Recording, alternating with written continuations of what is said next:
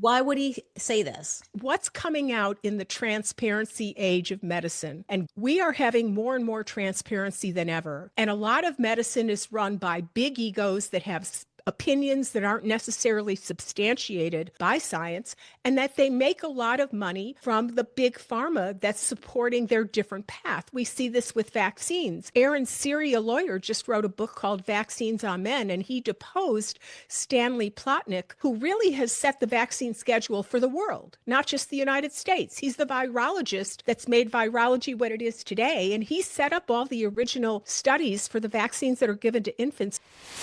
All right. Well, it's a real pleasure to have Dr. Lindsey Berkson on the show again. Welcome. Oh, thank you for having me back. You do such great work. You're such a hard worker, all trying to keep us all healthy in an unhealthy world. So, yay for you, and glad to get into this exploratory and perhaps explosive conversation. Oh, I love it. Well, this is just a reflection of you. I'm so inspired by what you do and been following you for so long now. And I love the episode that we did before. And I will have a link to that in the show notes. And you share your whole story, so we won't get into we don't want to get into that again. your own thing. Yeah, but it's super interesting and it's inspiring. So I highly encourage people to go listen to that episode first. But today, I would love to cover, there are a couple of things. I want to cover the whole breast cancer and HRT thing. And we're going to take a deeper dive a little bit later with another episode with some of our other favorite doctors. But I also want to cover the book that's coming out very soon. So let's start with the breast cancer and HRT thing, if that's okay with you. Is that all right? Sure. Okay. So you are a leader in the world of hormones, and you have a really interesting story with your own health challenges and breast cancer yourself. And you even wrote the book, Hormones for Breast Cancer Survivors. And oh, no, I didn't write that book. Oh, you didn't write the book? No. Oh. Is that Jen Simmons who wrote that book? No, that was who wrote that book? That was in your website. Oh, I don't know what that's in my website for. We have a up and coming 20-hour CME for MDs, which is Hormones for Breast Cancer Survivors. So we have an up and coming 20-hour course for continuing medical education for MDs and nurse practitioners coming up of April in 2026. So maybe there was some confusion about that. Yeah, so I don't have a book out. Yeah. So where's that on my website? I should take that out. Yeah, it was on your website. So I was like, oh, this is great. You wrote a book on it. But okay. No. Okay. Jonathan, my editor, you just remove this part here. Okay. We'll just clear that confusion. So anyways, you have an upcoming program actually to help doctors guide women who are going through menopause with breast cancer. And I think this is something that's absolutely necessary because we don't have enough doctors helping women through this transition. And everyone's afraid of giving a woman hormones if she's got breast cancer. So what inspired you to make this program? And let's talk a little bit about that. I was diagnosed with breast cancer almost 33 years ago now, and I've been on bioidentical hormone replacement therapy for about 30 years now. I will be 77 in about a month and a half, and I don't feel that I would be who I am today, able to still be putting on, like, that's a 20-hour CME, continuing medical education program, not only by myself, but with experts from around the world. I wouldn't be able to be working at this breakneck speed I am on this mission that I am unless my hormones were balanced. And I think there's a huge amount of misinformation on hormones, and there's a huge amount of emotionality on hormones, and there's a huge amount of lies on hormones, and then it all gets mixed up because a lot of the official public societies like the American College of Obstetrics and Gynecology and the American Menopause Society, they're all sponsored by Big Pharma. If you go to their meetings, menopause meeting was just in Chicago in September. The first few slides are always, thank you, Novartis, thank you, Bayer, thank you, Pfizer. They're all supported by the Big Pharma. And the big brouhaha, in fact, at this recent meeting was the brand new non-hormonal hot flash drug that is everyone's all excited in a Twitter about because they say a lot of women can't take hormones. I actually read all 3 OASIS papers and wrote a Substack on that recently. And if you want to talk a little bit about that, but it's off topic right at the moment. So there's all this cacophony. Some people say hormones cause cancer. Some people say hormones protect against cancer, although that's a very smaller group. Some people say women who have had breast cancer can never take hormones. Never. Some people say if you have a genetic procoagulative disorder like factor V Leiden, like your blood has a tendency to lump and clump and cause clots, you can't take hormones. If you've had heart disease, you can't have hormones. So what is the reality? And people say, I'm based in the science and I say hormones are bad. I'm based in the science and I say hormones are good. But I've really seen, at least it's my experience, that most people don't really read the whole articles and really dive into them. Let's just take women in heart disease. Like the largest study ever on hormones came out of April last year by the American NIH, our National Institute of Health. And we looked at 10 million women, Medicare age, 65 and older, and we had all their charts. So they looked on every woman, how much estrogen were you taking? How'd you get it into your body? How long have you been on it? And did you have breast cancer? How long did you live? Were you on wheelchairs? Did you have neurodegenerative disease? Is this? It came out 2 years earlier, run on 7 million women. And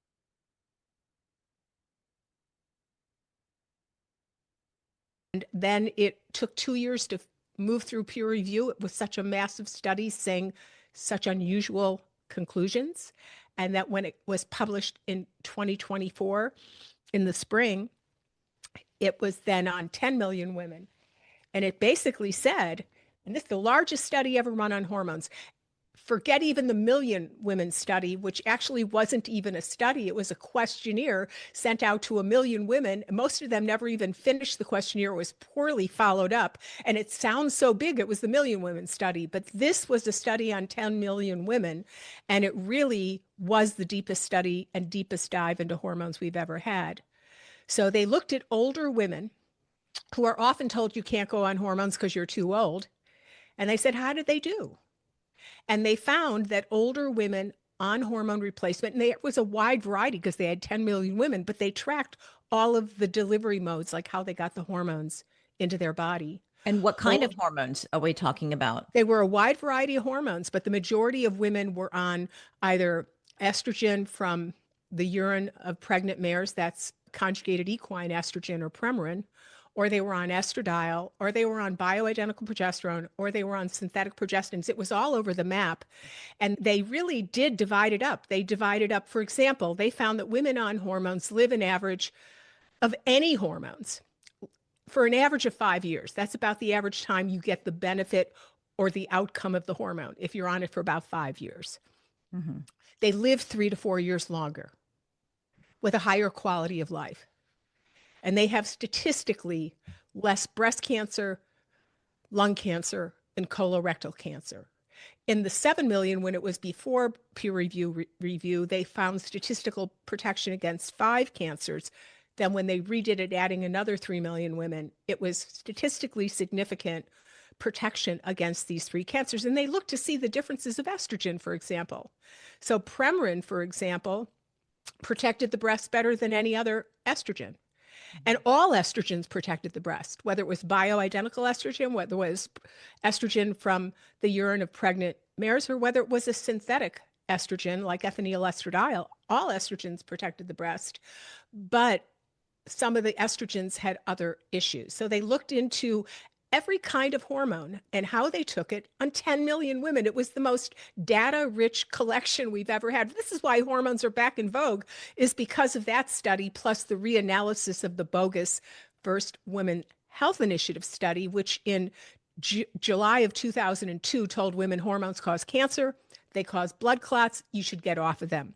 And Marty Makary, who's in America, is our 27th FDA head, and I have a crush on him. He's my hero. He just came out with his brand new book called Blind Spots, When Medicine Gets It Wrong and What It Means for Our Own Health. He does a tell-all chapter in the second chapter of that book. He says, I was at the meeting when Dr. Russo, who headed our group, and we were the people who were putting this study on, which was looking at older women and how to keep them healthier and how not to topple Social Security. How not to topple Medicare. Women live longer than men. They get sick more than men. They go to doctors more than men. How are we going to keep paying for their health if we're an aging country?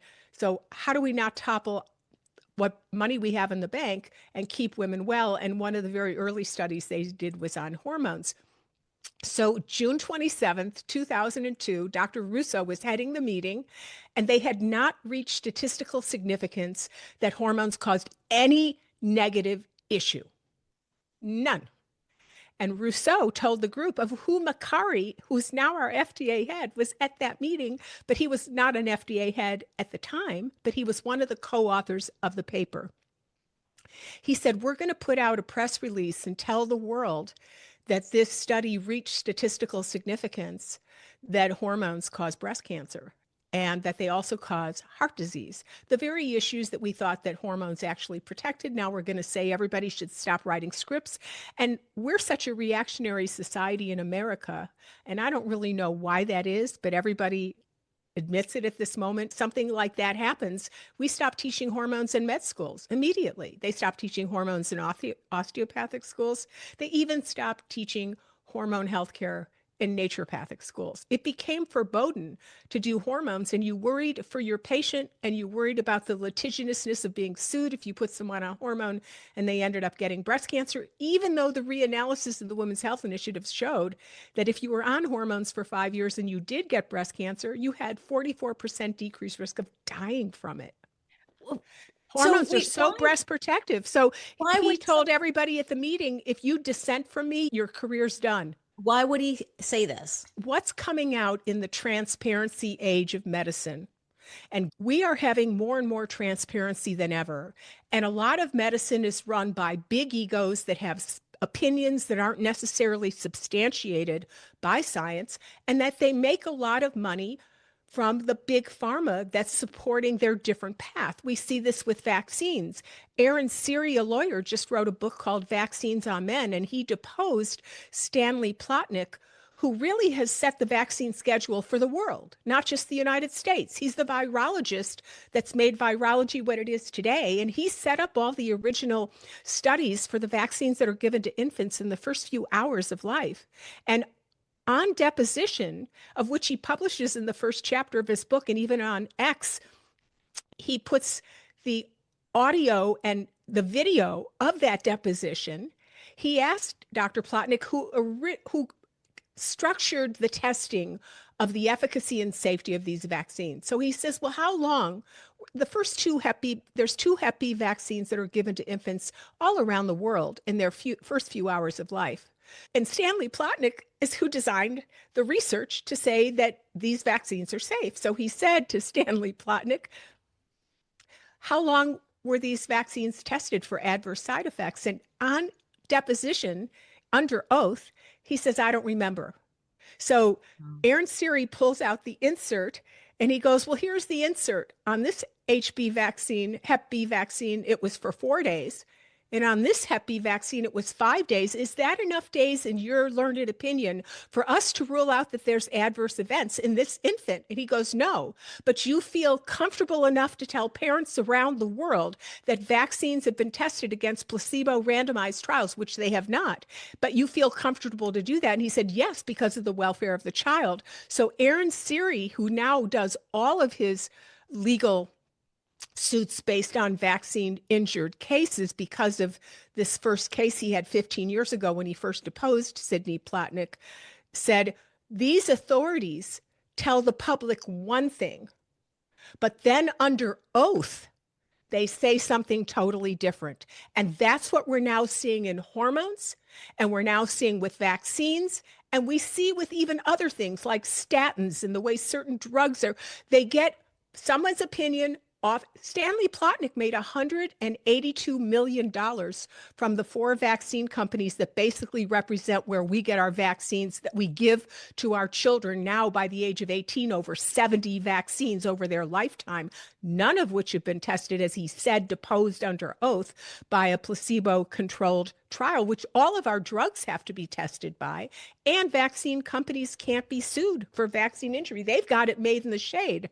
They can make a drug, hurt people, and not be held accountable. And they don't even have the science, but they say they have the science, but under oath, they admit that they do not. Where do you hear this information from? Like, where does This is from Aaron Siri's book. This is right out of this book, and you can hear the deposition online. He's on his X account. This is not hearsay. This is now all published. This is Macari's coming out over interview over interview. You ought to have him on your show. They're all saying it's the era of transparency. We have been duped by big person. hold on. Okay. All right, let's go ahead. What's so great about human beings like yourself and conversations like this is that we really get to hear what's going on, because it's very hard to know, because everybody's saying they've got the truth and nobody else is listening. It's an age of confusion, but it's an age of transparency, and more is coming out. So if you eyes wide open and you start to listen to people who are really grounded in actual science and know the stories of what is happening. I wouldn't know this unless I'd read this book, but I read this book because one of the very first things Macari did when he became FDA head is he wanted to take the warning off of vaginal estrogen where it was black box labeled. And I heard him at his first interview, his congressional hearings, and I was so taken by his transparency and honesty. And he said he was at that meeting. I was biting at the bit for his book to come out. And as soon as it came out, I bought it. So if you read, everybody's got their opinion, but ultimately the facts do rise up like cream to the top. And that's why these shows are so helpful. Thank you so much for what you do, Zora. Really. I mean that. So I want to understand why when the Women's Health Initiative stopped the presses because somebody is having cancer here, and then obviously we had the researchers saying, no, we cannot conclude that. We have no statistical significance. But why would someone want to push through and say, I don't care, I don't want women on hormones, and we're going to say this to make sensational headlines? Because Dr. Russo had a private agenda, and I don't know what his ties with Big Pharma are, but he had a private agenda. This is all when big names have big agendas and they get coordinated in some way with some, often, I'm not going to make a claim with Dr. Russo, I don't know the details of that, but they often get some kind of monetary benefit from it. But, you know, a week later, the New England Journal of Medicine published, they stopped both arms of for a while, but then the estrogen only arm continued. And the estrogen only arm had about 15 reanalyses. And in every single reanalysis, it showed it was breast protective. Yeah. That it was more in question was the second arm, which was the estrogen, the conjugated equine estrogen mixed with a synthetic progestin, medroxyprogesterone acetate. And that group was the group that had more breast cancers. But when they reanalyzed the whole thing, no group had more breast cancers. But there were 15 reanalyses of the estrogen-only arm. The first few showed benefit without reaching statistical significance. And the next 10 or so, finally, the final reanalyses was almost 20 years later by the original authors of the Women's Health Initiative. And they came out and said, hey, we made a terrible mistake. And the estrogen-only arm, women who took estrogen for an average of 5 years, they had 23% less risk of getting breast cancer in the first place. Estrogen replacement protected breasts. And if you got breast cancer after you were on estrogen replacement therapy for an average of 5 years, and you did get breast cancer, there was a fatality reduction. You were less likely to have an aggressive, life-threatening breast cancer case. And that was reduced by 44%. Some articles say 40%, some say 44%. So the reduction was 40 to 44%. That nothing ever has been that breast protective ever in the history of medicine. And a week later, the New England Journal of Medicine, after that fateful meeting that was head by Dr. Russo that told everybody else to shut up, he was going to put out this press release. The New England Journal of Medicine said, we finished the study and we did not reach clinical significance of any adverse outcomes. That study didn't go anywhere because media scary headlines make the news, they sell. America's kind of run by them. Our whole culture is very reactive, and we all became very frightened. And then the lawyers jumped in on it because we're a very litigious country, more than most other countries.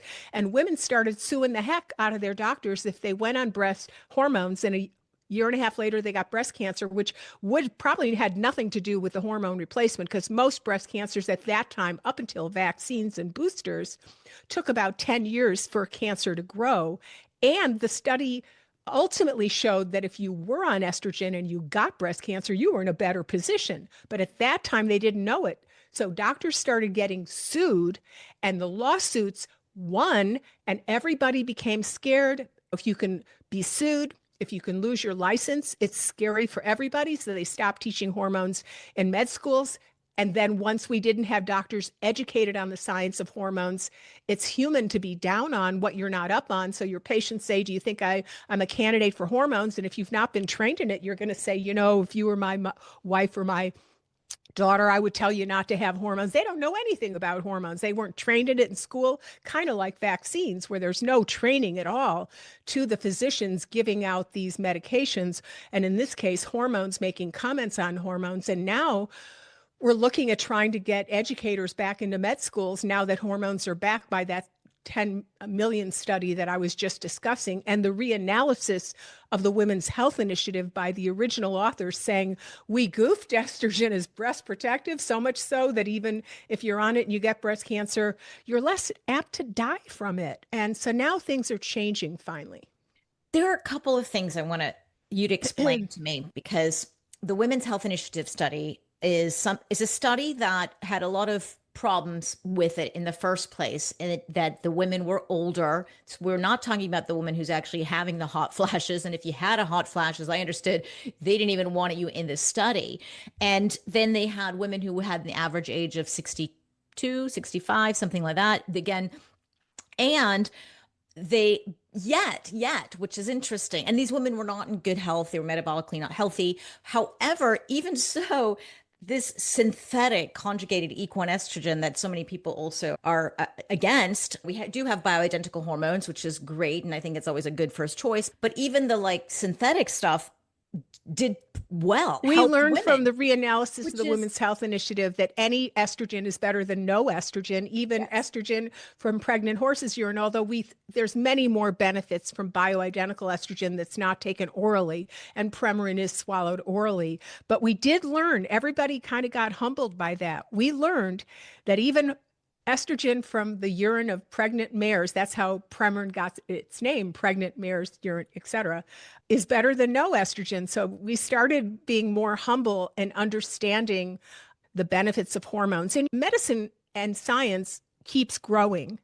And when I was a distinguished hormone scholar at the Center for Bioenvironmental Research at Tulane and Xavier universities, I worked with the two scientists who discovered the first two receptors. And so the first receptor of estrogen, ER alpha, discovered by Elwood Jensen in 1986, that showed that estrogen can give growth signals. And that's why everybody's so worried about estrogen, because cancer is growth out of control. And that first estrogen receptor gives growth signals.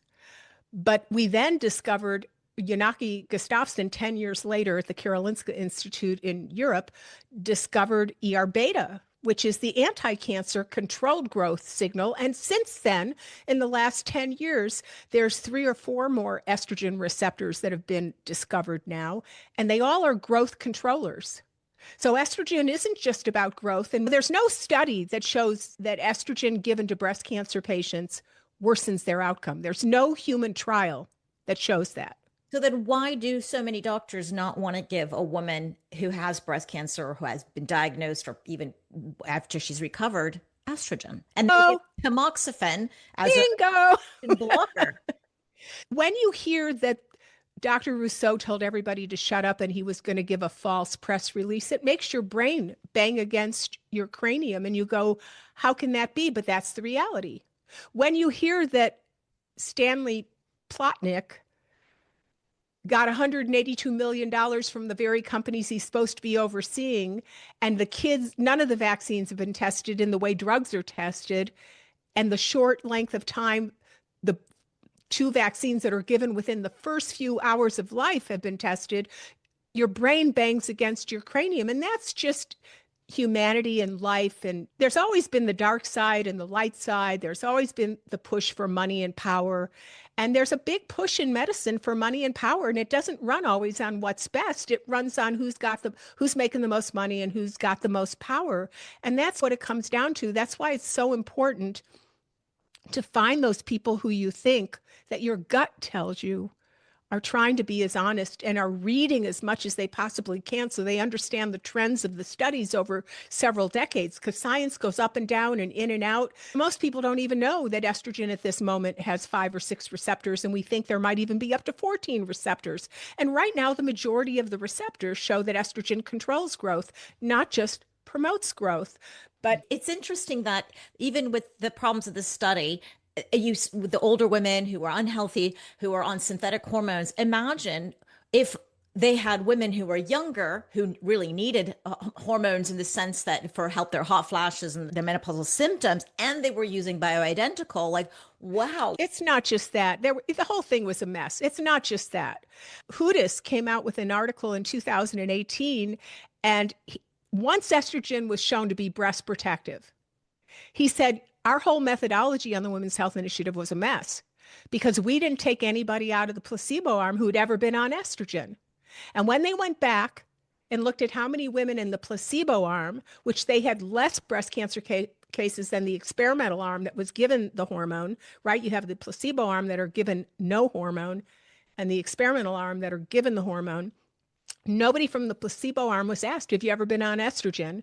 And they discovered quite a number of them had been on estrogen historically. And they figured out there were so many women in the placebo arm that had been on estrogen that they had a lower incidence of breast cancer, since now we know, but women out there listening to your show probably don't know, because most doctors don't know, that estrogen is really breast protective.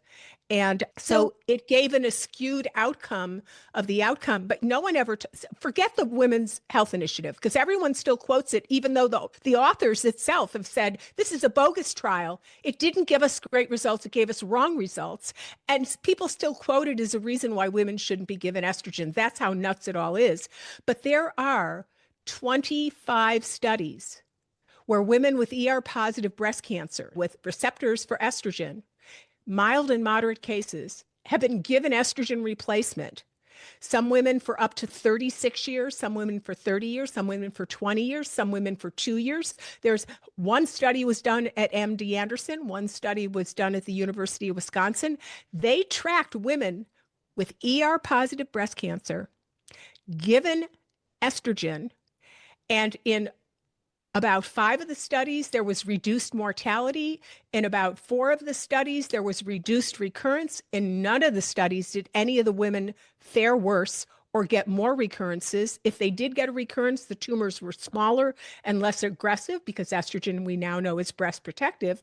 So we have 25 studies. You can read about them in my upcoming Everything About Breast Cancer and Hormones. We're going to be giving a PDF of the abstracts of all these studies to people who attend the course. And you can also read about them in an oncologist book by Avram Blooming called Estrogen Matters. But I interviewed him actually for one of the books I wrote, but he doesn't like bioidentical hormones. And in his sequel, he came out with pretty scathing commentary on it, but he's worked for Merck for many years.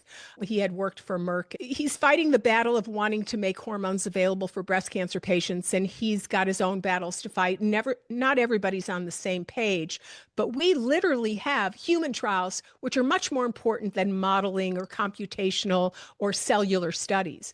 And most of the studies that say that breast cancer makes estrogen in breast cancer patients make them worse are modeling studies, they're cellular studies. They're not these human trials. And we've got the human trials. We have one study that people point to say breast cancer patients given estrogen did worse.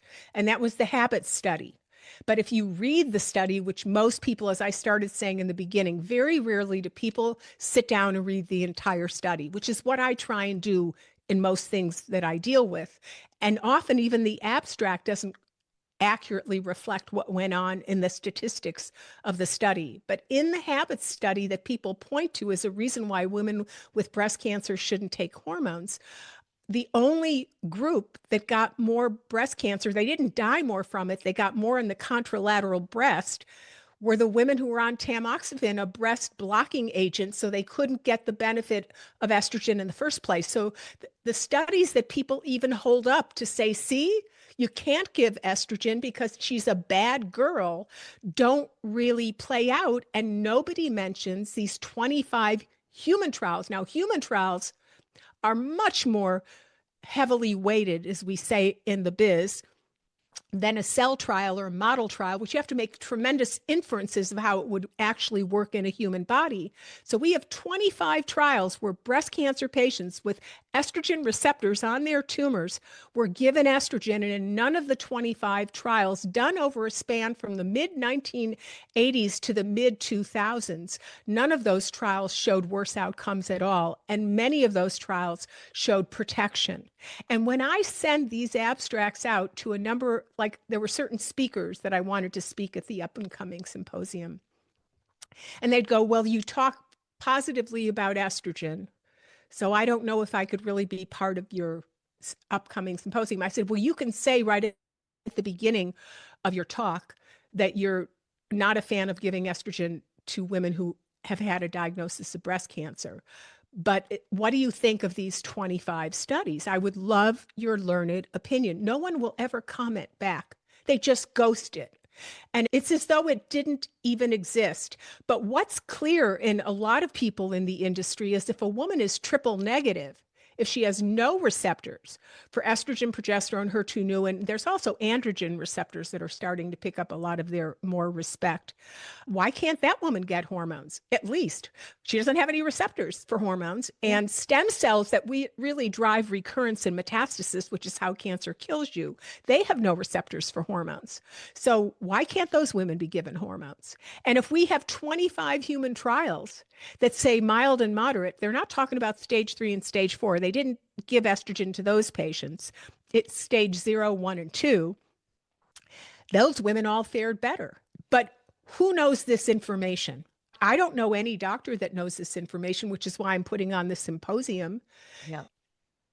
The thing that confuses me still, and maybe you can explain this, is that we're all, even me included, when I was growing up, were afraid of estrogen, despite the results of the equine estrogen, this pregnant mare. How old are you? I'm 55.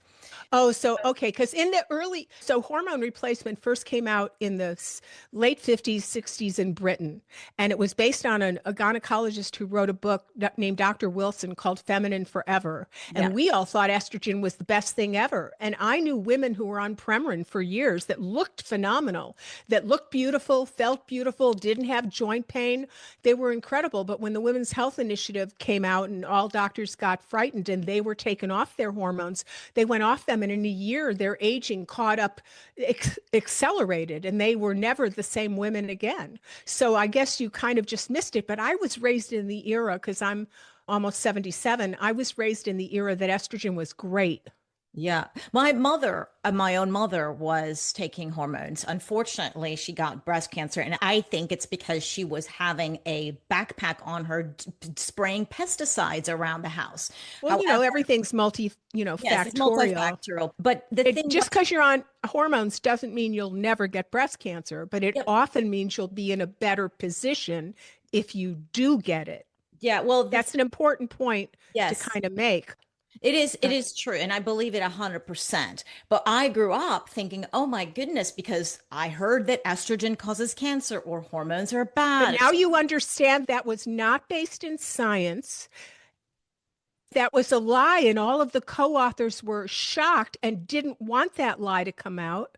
The week later, the New England Journal of Medicine published the results and said we did not reach statistical significance. So you were hearing the headline news that were untrue. Yes. That were designed for certain egos that, for whatever reason, I have no idea the reason behind all this. I could only fathom. The thing that doesn't make sense to me, though, is if the Women's Health Initiative found out that it was actually the synthetic progestin that increased breast cancer risk of a Why do slight, we keep going back to the Women's like, Health Initiative? So because tell me, I'm people, confused. but why? So the thing is, why would, after that study, everybody demonizes estrogen when in fact, if they've concluded it was the progestin, the synthetic progesterone that wasn't so good, why are we so Because that stuck on? headline news, the first release of the headline news tainted the understanding of estrogen all the way up till the spring of last year. But it had nothing to do with estrogen. It was the Well, progestin. I know, but Why are we stuck on estrogen? It that doesn't is make the sense. power. So that is the power of media. And that's why it's so important to read the papers or listen to people that read the papers, so you don't just hear the headlines, but you hear what the study and the papers say or what the books say. The press releases that went around still in Europe for a number of years in Europe, probably about 10 years, where Europe mostly was recommending estriol or estradiol and not the synthetic versions of hormones. They said Americans are so reactive, we're not going to go with what Americans say. We're going to still, because we see in clinic when women were being given hormones in the 60s, 70s, and 80s, cardiologists were recommending hormones after a stint, after if you had congestive heart failure, if you had AFib. And in fact, to this day, I'm giving a talk on hormones and heart disease to the National Naturopathic Convention. I'm the keynote. November 14th, just coming up right away. And all the research shows that if you have a heart attack, if you have a stroke, but you go right on back or for the first time onto estrogen, it will minimize the area of your heart that's been damaged. It will get the contractility improved. It'll make you less risk for AFib, which is a really difficult issue when your rhythms get so off that you're really in a constant state of arrhythmia.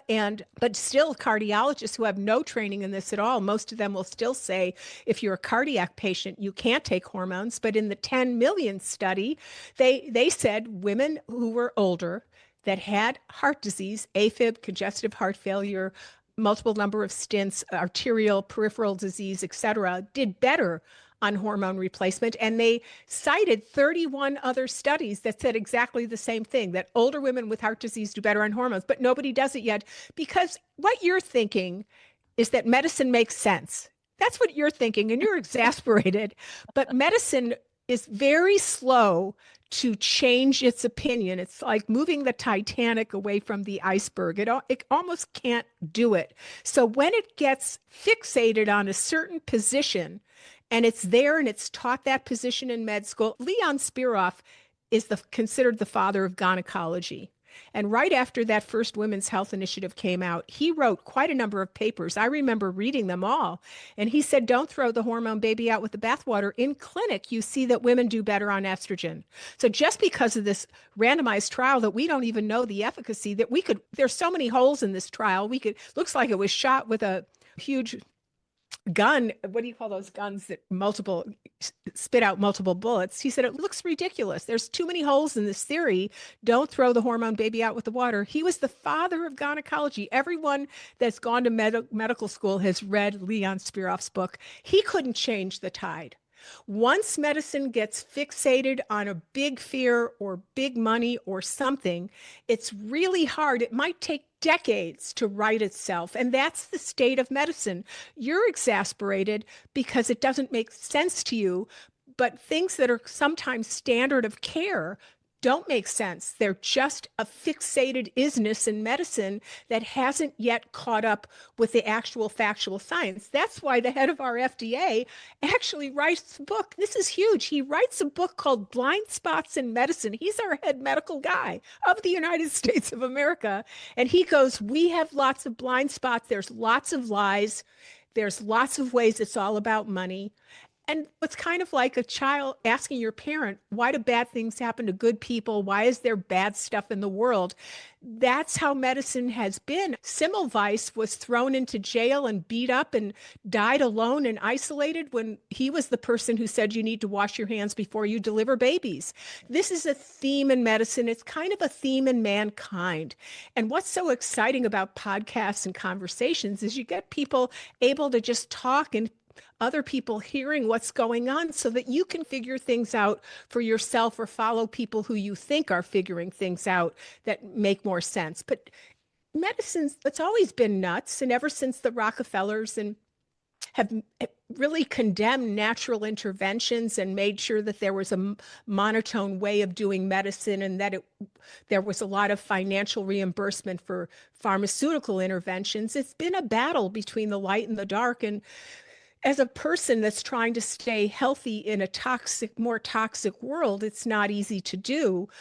But good and common sense don't rule the day. But maybe now that we're opening up the windows and shedding light, maybe we'll have a shorter intervals of good things coming to light and making changes. But standard of care has been pretty nasty in medicine, dissing a lot of functional care. And even now today in functional care, a lot of functional doctors are getting toxic too, wanting to be rich and famous. It's not easy to find a practitioner who's really grounded, really listens to you, doesn't have one foot out the door while they're talking to you, and has a big tool bag of ways to approach your individuality. That's not easy to find. And I don't know, it's frustrating, of course. It is frustrating, and it's frustrating for the person who has the disease or the issue or the problem and cannot sort it out, and in desperation will go to anyone, will try anything, and that's how some people can make a lot of money. So the person I really want to help with this podcast right now, but I want to go to Oxytocin because we're running a little bit out of time. So just yes, that's right, that's the book. Okay. So before we move on to the book, let's help the woman who we started this podcast for, who's been diagnosed with breast cancer, whether she's past it and already treated or just got diagnosed, and she's heard that hormones could be a really good thing for her, could actually lower the risk of recurrence. How do we help her? Because I get these women. You can't right now. You just really can't. There's no doctors who are going to feel comfortable giving her hormones. That's why I'm putting on this conference to try and educate providers, because no one right now, hardly anyone, will give hormones to a breast cancer patient. So you can't help them. But I'm going to have about 10 doctors give 3 to 5 case reports each of doctors who literally over the last 5 to 15 years give hormones to breast cancer patients and share case reports with the people that come to this symposium. But as a breast cancer patient, you basically cannot find doctors to give you hormones right at the present time. It's rare. It's really rare. And even functional clinics, like we have a big functional cancer clinic down in LA run by this female physician, and they don't recommend hormones for breast cancer patients. So it is pretty much, you can't get it right at the moment. That's why I'm 77 soon, and most of my friends are retired. Everyone I know is retired, and they're playing mahjong and sipping Mai Tais by the whatever.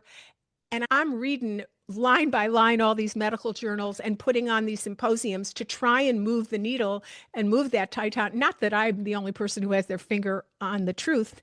There's other doctors that do, but there is a book that just came out by one of the doctors that will be a speaker at our convention, Dr. Jeffrey Dash, and his book is called Hormones 101, and I think his chapter 7 is all about hormones and breast cancer. Almost the entire 3 volumes of his new book coming out, or that's already out, shows that hormones are safe for most breast cancer patients. And you could read that book yourself or gift that book to your practitioner, or you could say to your practitioner, why don't they take my Everything Hormones course that came out in April last year? It's still online. It's still available for 18 hours of CMEs, and recommend that they take our next course, because this is all science by world experts trying to turn that needle, and you won't be able to get a diagnosis till your doctors get educated. So they can read Dr. Dash's book, take Everything Hormones. They can go to my website, right in the menu bar, it says Everything Hormones. You could gift it or encourage your provider to take it, and you can encourage them to take this new course coming up, because right now you can't get it. That's difficult. So there must be, but these doctors, so if I were diagnosed with breast cancer, I would want to actually go to a doctor who's been treating women for a while. There's about 10 of them in the US. Oh my goodness. So I've been on hormones for almost 28 years. But you're a doctor, you prescribe yourself, right? I'm in the business, so I can get what I want. But the first 15, 20 years that I was on hormones, everybody told me I was nuts. All my functional colleagues, but I was writing books on this and looking at the science, and also realizing, since I had to have I'm not going to go into all my health picture, but since I had to have a total hysterectomy and other things, that I would really be less than an ideal self if as I went through senescence and aged, if I wasn't on hormones. But for the first 15 years, all my best friends and colleagues, who are most of my best friends are doctors, and they all said, "You're making a mistake. You shouldn't be on this." And I would go every year to my breast cancer doctor because breast cancer surgeons have the best palpating fingers because they palpate a breast and then they go in and operate on it. So they have educated fingers. So I didn't want to do mammograms every year. That didn't make sense to me. And when I first got diagnosed, they made us do mammograms every 6 months. So for the first few years, then when I decided to do hormones, I started to change things. But the first few years, I had mammograms every 6 months, and then I didn't want to do them every year after that.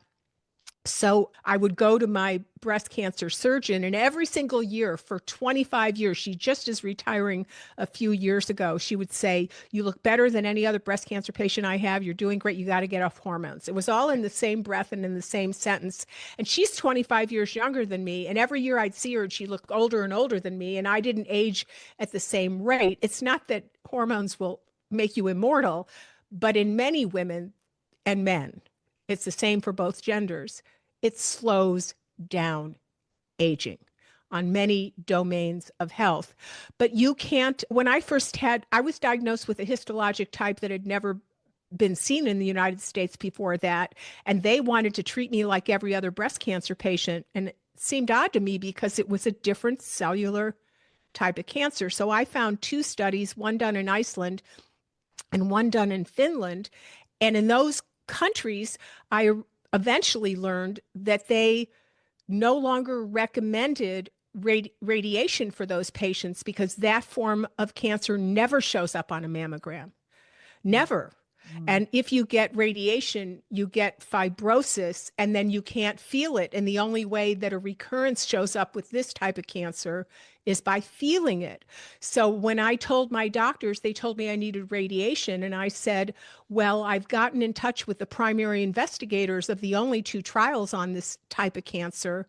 And they say in their countries, radiation is now contraindicated. My radiologist, who was the wife of my oncologist, I was living in Santa Fe, New Mexico at the time, told me, if you don't get radiation, and she used the full word, she said, you're going to effing die, guaranteed. And then I was recommended tamoxifen, but I had this unusual breast cancer type. So I called up Craig Jordan, who put tamoxifen on the map. And he was kind enough to talk to me. I hate that he died just recently because I actually called him up to talk to him about an article he had written because he was so kind to me. And he said, God, no one in your situation. I was a DES daughter. My mother was given this drug when she was pregnant with me. And then I had this unusual breast cancer type. He said, no one in your situation has ever asked me if they're a candidate for tamoxifen. So I'm going to go research this a little bit and I'll get back to you. And to his credit, within about a week, Greg called me back. He was so kind to me. And he said, if I were you, I would not get tamoxifen. The molecule of the drug your mother was given when pregnant with you looks exactly like tamoxifen, and I don't really know what it will do in you. And every year that I've moved to another city in my adult life and I meet a new breast cancer doctor, they all told me I've made a mistake not taking tamoxifen. And I tell them I spoke to the godfather of tamoxifen, and they don't care because they color within the lines and they have very algorithmic recipes the way that they treat people. And that's the way medicine has evolved. So in my own experience, I've learned that thinking isn't necessarily part. If I talked to the godfather of tamoxifen and he said, if I were you, I wouldn't take it. And I'm telling you, every single professional I've seen since then has told me I've made a mistake. And now it's been 33 years out. I don't know exactly how many years. It's so nice when you can't remember exactly how many years ago you had breast cancer. And you're thriving too. I wouldn't be thriving unless I was on hormones. So you're on the hormones, but I also know you also take really great care of yourself too. Right. There's no one thing. It's food. And you don't need to have hormones. You can live a healthy life without hormones. But because a lot of women will say, if God meant for me to have hormones in my older age, we'd have them. So I'm going to age gracefully. And I'm not going to I'm not saying all women need hormones. I'm saying women need choice. And they need doctors who are informed with a diversity of choices. But most people, and some people, think that they can be just as good without hormones. So the real test of anti-aging is the volume of your hippocampus. Because your hippocampus is where your sense of self lives, your memory lives, your motivation lives. It's really your whole, that's what shrinks when you have Alzheimer's disease, because you lose your sense of self, you lose your memory banks. So your hippocampus is the deal in your anatomical brain that is the you-ness. It's the anatomical analogy of your physical soul is your hippocampus. So if living well can maintain the volume of your hippocampus, because almost everybody after age 40 loses a percent of volume just in the active aging of your hippocampus. And as the hippocampus shrinks, your sense of self is less secure. So Yale wanted to see if meditation and exercise would maintain hippocampal volume. So they did very famous studies called the MEDX trials. So it stood for meditation and exercise. And they had a group of about 600 adults who were all in their 50s, and none of them had cognitive decline. And they had them meditate for, I think it was an average of about 3 hours a week. They had them exercise for an average of about 3 hours a week. And it was all done under controlled methodology, or it wasn't just filling out questionnaires. And they tracked with functional MRIs the volume of their hippocampus, like who, because that's the deal. You want to take something that's going to keep the volume of your hippocampus up. And hormones, we have those studies with hormones, and they start to revolumize the hippocampus in 5 to 8, 9 weeks. And the work of Dale Bredesen, where he's been reversing Alzheimer's, if you have, you probably have had him on your show, if you have mild and moderate dementia, the first thing on his list is hormones, because it revolumizes your hippocampus. Once you get to the extreme states of neurodegenerative decline, where the hippocampus is shrunk to a raisin, you can't really revolumize it again. So there's a state of no return. But they wanted to know, well, can great living. So they had people eat well, exercise well, meditate well. Sounds great. People say, I'm going to age gracefully. And they did functional MRIs, and all of their hippocampus still declined 1% per year, no matter what they did. And what clearly shows very rapid revolumization is hormone replacement, or there have been studies showing that magnesium supplementation, which your hormones lean on to go into the binding pocket domain and shimmy in space and deliver the signals to the genes and the tissue in the brain, you need all of these minerals. So your brain has should have a very high quantity of magnesium, iodine, vitamin A, zinc, pyridoxal 5-phosphate, the active form of B6. You need this clump of nutrients. And so the studies have been done on magnesium, which is one of the clump of nutrients. And people who take magnesium keep a better volume of their hippocampus. But it's very hard as you age to hold on to magnesium. It rinses out of your body with stress, and aging in and of itself is a stress. Hormones reduce a little bit of the stress of aging, but they're certainly not going to make you immortal or guarantee you won't get sick, but they'll give you more resilience to go through it. But nothing else has ever been shown to protect that precious volume of the hippocampus or revolumize it in mild and moderate loss of it as hormones have. So to me, that's huge.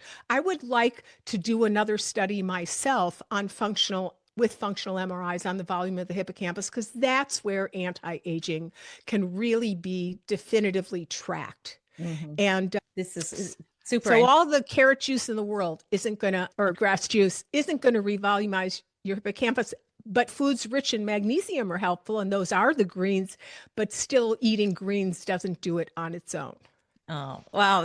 Okay. We could take a whole other podcast on the brain and brain health and hormones and diet and exercise. But I want to go to the book and oxytocin, right? This is what your book is. Is that the name of the book, or is that the top? No. So the name of the book it's coming out next week for pre-launch sales. And then it'll officially come out, I think, the 3rd week of November. And it's called Oxytocin Medicine. Okay. I love oxytocin. And I'm sure a lot of people have not heard of it and they don't know what it is. So why don't you explain a little bit what it is and why you wrote this book? So oxytocin is the hormone of connection. It's the hormone of community. it's really the hormone of human evolution because the baby is bathed in oxytocin when it's born. And it's supposed to give signals to the baby that all is right with the world and you should be a contributing member of society with this good world. But as it turns out, I wrote one of the very first books on endocrine disruption called Hormone Deception. This book, Oxytocin Medicine, is my 22nd book. And Hormone Deception was I wrote one of the first books. 3 books came out in 3-month period on endocrine disruption. And before that, no one had ever heard of endocrine disruption. And I think that was in year 2002. And that was on how our chemicals in our air, food, and water are assaulting our hormones. So the hormones that rule, they're the most powerful signaling molecules in the body. They run the Wi-Fi system of the body. They send emails to cells to tell cells what to do. And aging and disease are freezing up of your emails. And so a lot of pesticides and chemicals, et cetera, start to freeze up our hormonal emails. And we're seeing earlier menarche, which is when girls start to menstruate. We're seeing younger girls and boys with almost no hormones anymore. Young boys, 18, 19, 20 years old, have hormones the level of 60-year-old men because their Wi-Fi is freezing up. So aging and pathology freeze up your Wi-Fi and your hormones. You know how frustrating it is when you wake up in the morning and first thing most people do these days is get a cup of coffee and go to their computer. But if you open up your computer and your Wi-Fi is down, you can't do anything.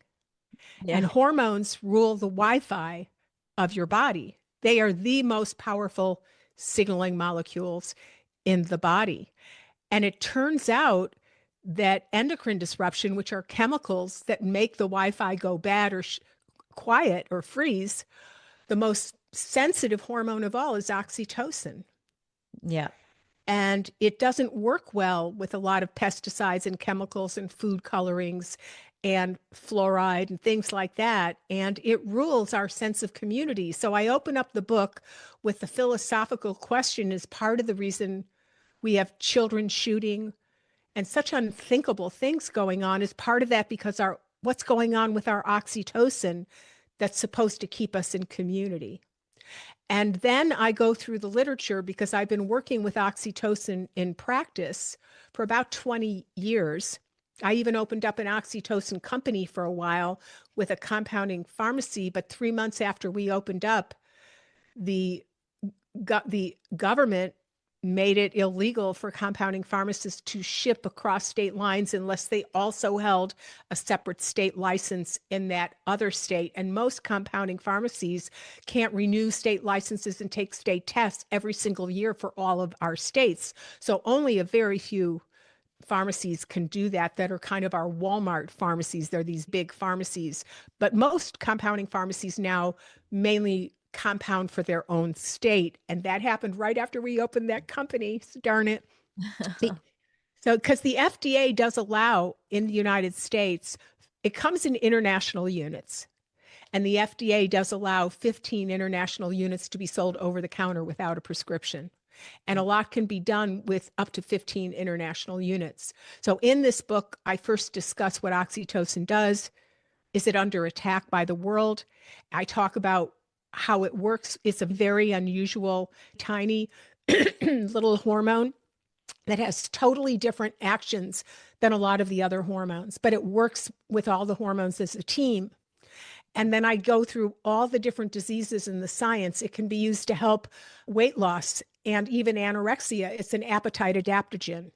It can be used, you have oxytocin receptors all throughout the pancreas. So my type 1 and type 2 diabetics have much better blood sugar control and better immunity. And you can't get rid of diabetes, but they have a little bit higher quality of life if they're taking oxytocin while they do have diabetes. I go into the chapter of its role in the digestive tract because it's a contractile hormone. That's what it does in pregnancy. It helps the uterus contract for the baby to be pushed out and the breast to contract for milk to come out. But it also helps fecal material go through the gut. So there's studies on giving it for gastroparesis and for severe cases of constipation. So I go through each chapter of how it might be used. And the final chapter is for providers. This is how you write the scripts for compounding pharmacies for about 30 conditions. And so it's a very hands-on, user-friendly book. And I don't think I've ever seen a book on oxytocin about that. It usually talks about bonding and love and hugging, but not about the hands-on gritty of using it in medicine. And since you can get it at Walmart, they sell oxytocin at 12 international units, and it's shockingly effective. I was a keynote speaker at a big pharmacy convention in Calgary, Canada, a few years ago. And I was talking on oxytocin, and there were a number of OBGYNs there, and they said during COVID, we couldn't get our hands on Pitocin. We didn't know what to do because some women just can't contract their uterus well enough to get that baby out. So they said, we got it from Walmart. And I said, how did it work? And they said, well, once we could get Pitocin back again, we stuck with the Walmart version because it's easier to replicate natural Pitocin, which is natural oxytocin, which is cyclic. It's not continual. And it was cheaper, and we're still using it. I was totally shocked. I heard that the heart has receptors for oxytocin, and there was some studies done on the people who have had heart attack or heart damage, and oxytocin can come to the rescue and literally repair a broken heart. I don't know if you've heard of this study or if it's almost every system of the body has oxytocin receptors. There's almost nowhere that we don't have oxytocin receptors. And oxytocin is helpful for the heart. It's helpful for pain. It's helpful for GERD and Barrett's esophagus. It is helpful for a wide variety of tissues because the baby is flushed in it, and it has a lot to do with the baby being a healthy baby in the beginning. So every tissue of the baby that's flushed with the mother's oxytocin to allow birth and lactation, it helps all those cells grow, and you can use that for a variety of tissues if you know how to do that after reading this book.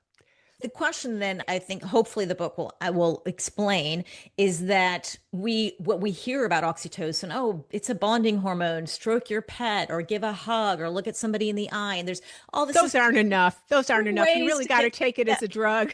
So the thing is, it depends probably what you need. If you just want to get closer to your husband, then maybe that's enough. But if you need to repair a broken heart, or if you need you need a medical dosage, that's when you probably need to buy the stuff at Walmart and then get it. So but ideally you get a doctor that writes you a prescription and you get it compounded. That's the ideal way to take it. But if you can't get that, because sometimes you need much more than what they're selling at Walmart, but it is an option, and it is somewhat of a good, efficacious option. Oxytocin does a lot of things medically. This book is a book about using oxytocin medically. It's not about oxytocin as a hug. That's all great. I'm all for intimacy, which is a glue in relationships, and I think it's fabulous to make your own oxytocin, but most of us can't make it much anymore because we're filled with chemicals. That's exactly the point. And it's got a lot of caveats. It needs a lot of nutrients, and it has a lot of needs to make it work optimally. So you can actually get it as a prescription, and you could show this book to your doc and go to that chapter where you have an issue and say, could you write me a prescription like it's written in chapter 12, I think is the number of the chapter, or you can try doing it yourself. But these are medical uses for oxytocin. This isn't about hugging or orgasms, although it is used. We do use oxytocin vaginally. The work out of the Karolinska Institute has done a lot of work. You can thicken a vaginal vault and make the vagina look younger and feel younger and have less dyspareunia or pain, because it literally, if you apply oxytocin right against the vaginal vault as a cream, or a cream with Mucilox or Mucocel added to it, which helps hold it up against the wall, it thickens that wall and anti-ages the vaginal wall. And it thickens the cells that are non-tumorigenic cell lines. So even though it causes growth, it doesn't cause growth that gives you a risk of cancer. There is lots of research on oxytocin like this. So this book is the use of oxytocin medically for a wide variety of issues. And you can use it for a lot of issues because many tissues have receptors for oxytocin. It's a global hormone in the body.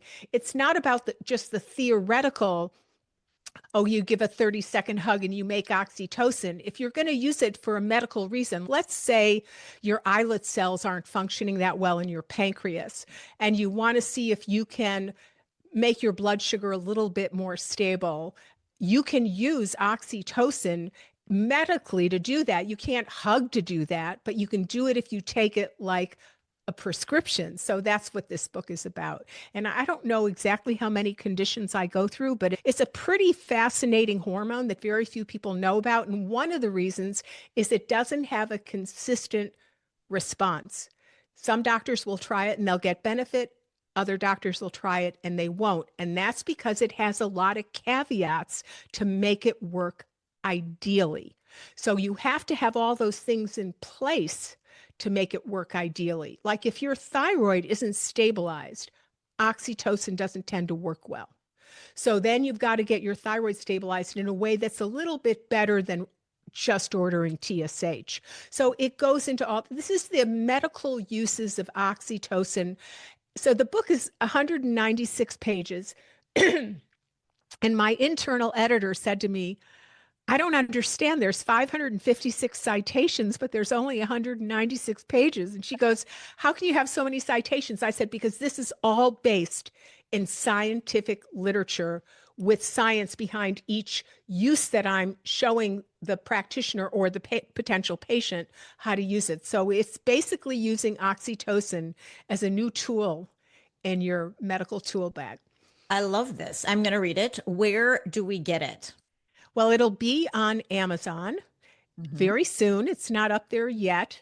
And we will have pre-launch, I think, next week on next Wednesday or Thursday. So if you go to Amazon and put in oxytocin medicine, very soon you can get it for pre-order.